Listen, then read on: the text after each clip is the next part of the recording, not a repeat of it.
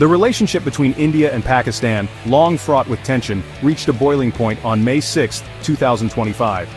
Just past midnight, the Indian Air Force launched Operation Sindoor, a series of airstrikes targeting 9 locations within Pakistan and Pakistan-administered Kashmir. These strikes, according to the Indian government, were not an act of aggression, but a necessary response to a horrific act of terrorism.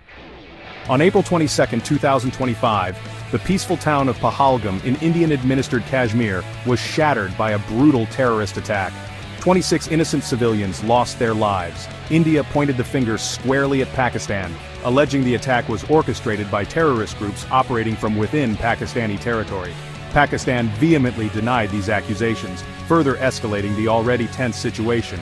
The Sindoor strikes, according to Indian officials, were carefully targeted.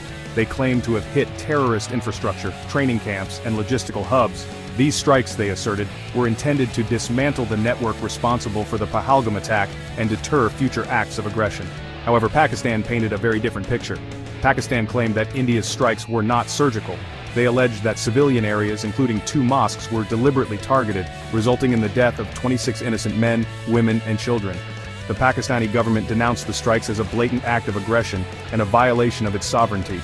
Adding fuel to the fire, Pakistan also claimed to have shot down 5 Indian fighter jets involved in the operation, a claim India firmly denied.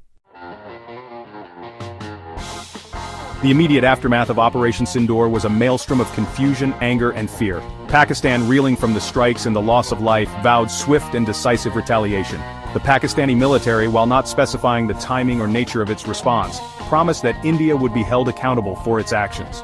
As the specter of a wider conflict loomed large, the international community scrambled to contain the situation. The United Nations, through its Secretary General, issued an urgent plea for both sides to exercise maximum restraint.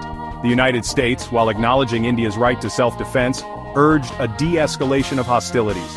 China, a close ally of Pakistan, expressed deep concern over the escalation and called for dialogue. Russia, traditionally seen as an ally of India, echoed these sentiments, urging both nations to find a peaceful resolution. The European Union, through its High Representative for Foreign Affairs, condemned all forms of terrorism, but stressed the need for dialogue and de-escalation. The economic impact of the escalating tensions was swift and significant. Stock markets in both India and Pakistan tumbled, as investors reacted nervously to the heightened uncertainty.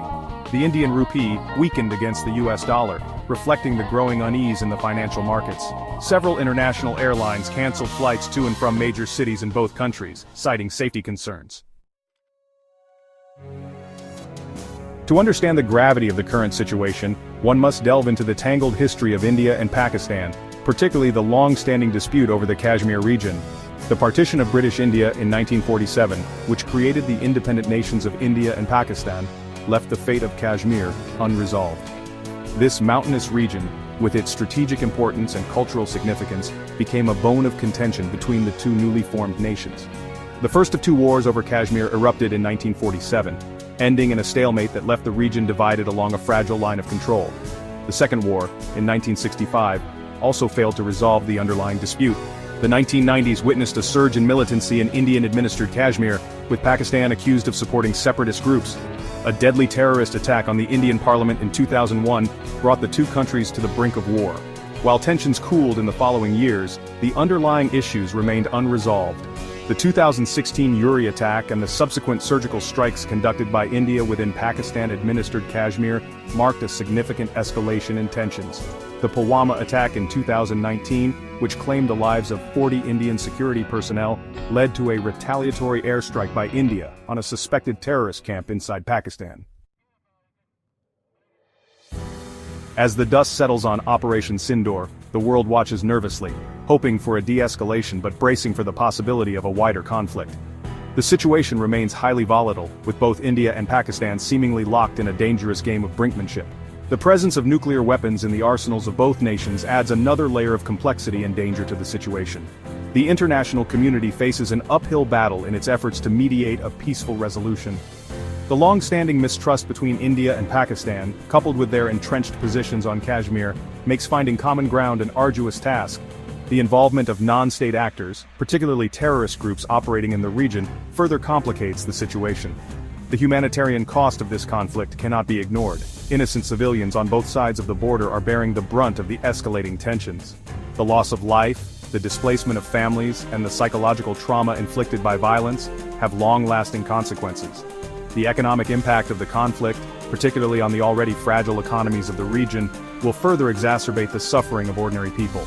The path forward is fraught with danger, but the alternative, a full-blown war between two nuclear-armed neighbors, is simply unthinkable. The international community must remain actively engaged, using all diplomatic tools at its disposal to prevent a catastrophic escalation. The future of South Asia, and indeed the world, may very well depend on it.